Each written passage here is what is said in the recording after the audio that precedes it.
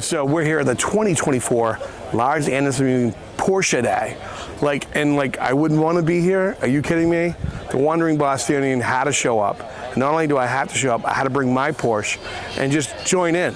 Because this is I've never seen so many Porsches in my life. And there's a great Boxster right Oh, and there's a great. This I is actually Ruby. like Boxsters. Yeah. Boxsters are my thing. There you go. There's mine. And it's Ruby? Ruby. You have a name for it too. That's awesome. We're trying to vote for her today. Oh yeah, On the QR code. All you have to do is scan the QR code with your phone. Wow. And then you just go Best Boxster 98. There you go. Awesome. Come on down. I love it. All right, so once again, the Wandering Bostonian's out, and I'm looking at all these Porsches. I mean, you name it, it is here today. And I even think that my friend, the camera guy, Tom, was like, wait a minute, Brian, this is a little out of control. I don't think I've ever seen this before in my life. But I wanted to come over and actually do my Porsche for a little bit. So it is an anniversary edition. It's a 2001. So it's an antique, quite like me. But in great condition, and I take it out. And one thing about Porsches, you gotta drive them. Don't stick them in the garage and not drive them. Any Porsche that I have, I've actually used. So driving from here all the way down to Florida, doing all the keys and everything, that's what the car was designed to do. It needs to get out. And believe it or not, you're gonna run into problems if you don't drive the car as much, because that leads to other things. And what I mean by that is your oils, your fluids, stuff like that. If you don't drive it, it does actually hurt the car. You know, it gets lonely. It wants to be driven. So we're gonna go out today and we're just gonna look at so many different vehicles and see why Porsche, a German car made in Stuttgart, is so important even here in America. See the Lars Anderson Museum in the back? And that's the central building right there. They have a couple of levels you can go down in. I've actually filmed a few events there. Absolutely amazing on the inside. We're gonna pop in there and get a look-see a little bit later on. But I'm just gonna stay out here with the Porsches and some of the race cars that they have, the Panamera, the GT3s, I mean, you name it. I've seen so many Porsches, I don't even know, a Boxster S, a Carrera, a 911, a Turbo. I don't even know. So let's just get out there and see some good stuff. So both of these cars made in Germany over here, in Stuttgart, over here, this one as well. The difference is, I guess, the bumper. So I was told the bumper wasn't up to standard in the United States, so that car, if it hit on the bumper, it would actually damage the car, where this one could actually, you know, take a hit or two. But again, the lines look better on that one. So what way do you go? Is it safety or is it lines? Or is driving a Porsche safe as it is? So actually being out and being on a road rally a few years ago, this was the hot car to get, the GT3R. And I guess it's the most sought after one if you're looking at doing any track stuff or any long range, you know, rally. This is the car to have. And I've seen it handle on the track, and what a difference it makes. And the suspension, the upgrades that they've done throughout the year, they're always making something that's completely unbelievable better. So I can't even tell you, I don't even know what type of Porsche this is. I know it's a race car. And look how low it is to the ground. And look at the seating in there, the bucket seats. This is stripped down. This is all about speed. That's all this thing says to me. Speed, corners, and winning races. And talking about Ferdinand Porsche, and talking about, you know what, back to the, you know, the Le Mans and the Grand Prix. This is absolutely amazing. But yeah, I mean, there's just too many people around. It doesn't matter. They're all over the place. They're gonna be walking back and forth. This is the car to see it, I think, show. I think if I was gonna vote, I'd vote for this. So let's talk Porsche, not only Porsche, 1976 Porsches and the 914 models that were made between a partnership between Volkswagen and Porsche, because they wanted actually a sports car in their lineup. They didn't actually use it in their lineup, and Porsche had a thing where, you know, where we're diluting the brand, but hey, look, they're here. So let's talk about the Porsche Speedster. I came around and I'm like looking at really cool cars, and then I see this one. 502 horsepower? What does that thing do on the track? I mean, I couldn't even imagine. I'm 180 in my car. I couldn't imagine what this one goes, maybe 220, 230, but over 8,000 RPMs and 502 horsepower. I guess they started to come out in 2019. I don't know. I'm in love. I wish I had it. What are we looking at right now, Tom? the Carrera, right? And let me tell you, the Carrera, what makes it unique, very high horsepower, and that comes from the development of the SUVs and the bigger engines it took to run these bigger vehicles, and the spin-off is this project. A 6-speed manual, beautiful leather interior.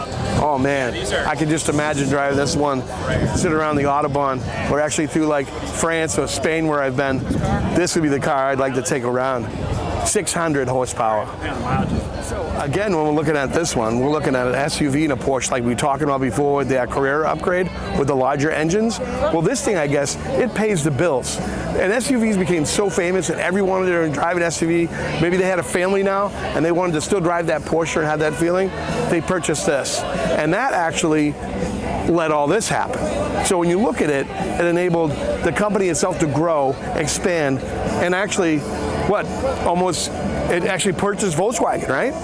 With just the money from this car. I mean, that's amazing. You know, so you purchased a whole other company, so you can only imagine the sales. I feel this way about it. I'm more a traditional guy, but SUVs. So we're here at one of the antique Porsche Cs, and when these models first came out in '48, believe it or not, they were $3,750, which today's market are probably around $47,000. So it wasn't quite a bit of money back then, but the new Porsche Cs that just came out, you look at the price point on those, $206,000. So 4 times as much as it cost before to have them. And to have something that is this unique and has something look so good after so many years, amazing. So this is another reason why I say the people that work at the Commonwealth of Massachusetts are special, because they put this one as rejected. Give me a break. It's rejected because it's not street legal. I mean, this thing, I heard it coming in, and the throttle on that, the turbo that you heard, this is about speed, this is about off-road, and this is a beautiful machine. How dare you put an R on that? How dare you, Massachusetts? So we're here at the Porsche in the Lars Anderson Museum in 2024, and I met a more classic Porsche design owner here, and you are? Emma Johnson. Emma Johnson. And Emma, like, I'm looking at the demographic here, and you're a very young person. So you're into these German-made cars, these European cars. Why? Well, my dad, he's a car mechanic. He's been a car mechanic for, oh my gosh, so many years. He's always loved and worked on cars. And I was at the age where I wanted to buy my own car. And I've always loved classic cars. He's instilled this love in classic cars in me from like a very young age. I remember going to car shows with him at like Lime Rock in Connecticut, ever since I was little. And so when I was looking to buy a car, I knew I wanted something that was older and had like character to it. And he specializes in German cars, so he was always like, get a German car, get a German car, get a German car. And this is an 85? Yes, 85. So when 85 model car still driving around, you tell me one 2001 car that came out that's still out there, and you don't see that many. No. You know, so you really, I mean, not only have a great portal, because your dad, you can help out with that, but I think it says something, like when the younger generation realizes the quality of cars. Yeah. You know, and I mean, you must get some looks driving around this. Definitely. First of all, she's attractive, okay? You can see that. But secondly, the car, so it's like you're like a double threat when you're out driving your car, right? Yeah, I guess. And you might have friends that want to go out with you and go driving and stuff like that? Yeah, a lot of my friends do love the car and love sitting in it. Yeah. And have you taken it any place really cool to like take photo shoots and do stuff like that? I've been on Lime Rock. They had a track day, so I went there and drove on the track, and there was a photographer. So there's a couple pictures over on the track at Lime Rock. As for just like professional pictures or like cool places for pictures, I drive around Connecticut a lot, which has some great views. And you're local to here? You're local to Boston? I go to school in Boston. Oh, okay. But my family's from Connecticut, so I kind of like bounce between. I gotcha. But she can still get her car fixed if anything goes wrong, right? I mean, not that you would need it. I mean, I've driven all the way down to Florida in mine, and I saw a multitude of cars just on the side of the road, broken down. And the Porsche aluminum engines, you know what I'm saying? They really disperse the heat well, and they operate better in a hotter temperature too. So they're actually made to be driven. And I'm glad that you actually, I mean, you drive your car, right? Yes, I drive her tune from Connecticut up to Maine, really anywhere. That's awesome. That is awesome. Well, Emma, thank you so much. Thank you. Pleasure meeting you. Great to meet you. And I guess the rev on the turbo just ended it. All right, so hey, look at this Porsche, the Turbo S. It is unbelievable. And if you look at like that one, and you look at where street racing has come today, and I'm sure this thing has a pretty good top speed, right, Adam? Is it? Yeah. What is your top speed on this sucker? I've been 203 in it with the top down, so. So 203 the top down. You didn't get into any wave or any shake on that? I had the wind deflector up, so it's Oh, okay. like, I didn't even have the windows up. If Yeah. you put the side windows up, it's even better with the wind deflector. But, right. yeah. I find mine when I get like around 180, it starts to like shimmy a little bit. You know, it doesn't have it. This is different. This is a different animal. It hugs a little better. It's a little lower. And look at the size fin in the back for that stabilizer. That sucker comes up and pushes that butt down again. So when you got that nice high speed, wow. Especially with the Cup 2s now. Yeah. Well, I love it, and I love the paint work on it, man. Right. It's a good car. Yeah. Thanks, man. Have a good one, man.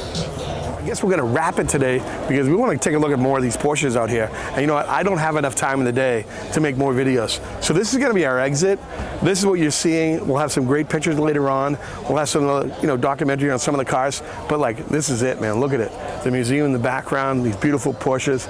I tell you, I'm having a field day over here. So the one thing that the wandering Bostonian loves, he loves to wander. Wander into places like this, a lot of cool cars.